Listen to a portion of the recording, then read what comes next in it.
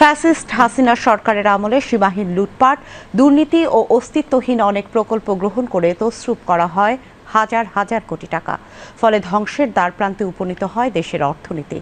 অন্তর্বর্তী সরকারের নানামুখী পদক্ষেপের কারণে অর্থনীতিতে গতি ফিরতে শুরু করে। বর্তমান অন্তর্বর্তী সরকারের আমলে প্রথম ঈদ উল ফিতরে উৎসব কেন্দ্রিক অর্থনৈতিক লেনদেনের পরিমাণ দাঁড়িয়েছে 2.25 লাখ কোটি টাকারও বেশি। বিটিভি নিউজের সাথে সাক্ষাৎকালে বিশ্লেষকরা এই তথ্য জানান। সুমন মাহমুদের প্রতিবেদন। সে প্রায় 1 কোটি প্রবাসী গত মাসে রেমিটেন্স পাঠিয়েছেন প্রায় $300 কোটি কাছাকাছি। গত বছরের শুরু থেকেই নেতিবাচক ছিল দেশের অর্থনীতি। এই অবস্থার মধ্যে শুরু হয় জুলাই বিপ্লব। 5 আগস্টের পর পাল্টে যায় সব হিসাব নিকাশ।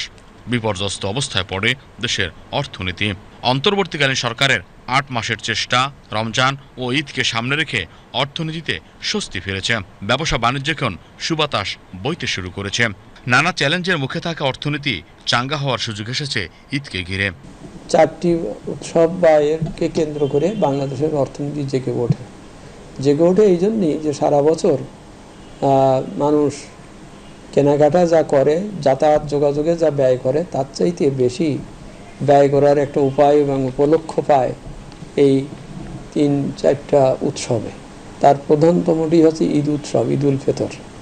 কারণ ঈদ উল ফিতরে 4টা কারণে অর্থনীতিতে খুব বিরাট গতি সঞ্চার হয়।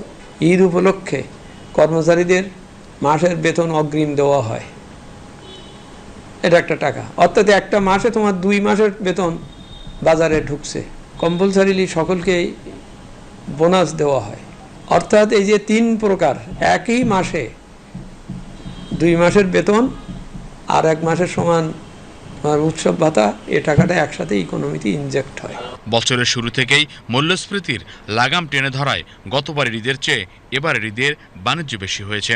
12.5 লাখ সরকারি কর্মকর্তা কর্মচারীদের ঈদ বোনাস, বেসরকারি বিভিন্ন প্রতিষ্ঠানে প্রায় 1.5 কোটি কর্মকর্তা কর্মচারীর ঈদ বোনাস যুক্ত হয়েছে ঈদ বাজারে।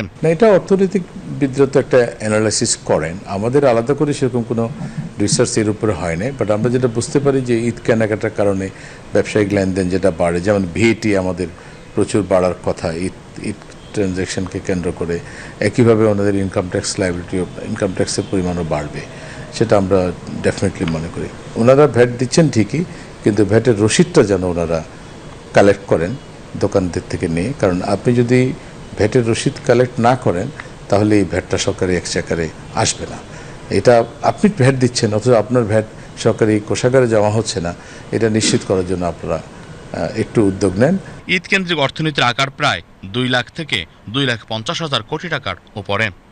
ঈদ অর্থনীতির একটি বড় চালিকা শক্তি হচ্ছে পোশাকের বাজার। এ সময় দোকানগুলোতে পোশাকের বেচাকেনা 3 থেকে 4 গুণ বেড়ে যায়। সংশ্লিষ্টরা বলছেন এদেশ 16 কোটি মানুষের এক বিশাল বাজার। পাশাপাশি বিভিন্ন উৎসবকে কেন্দ্র করে দেশের অর্থনীতি যেমন চাঙ্গা হয়, তেমনি অর্থনীতির ভিতকেও করে শক্তিশালী। Suman Mahmud, BTV news, Dhaka.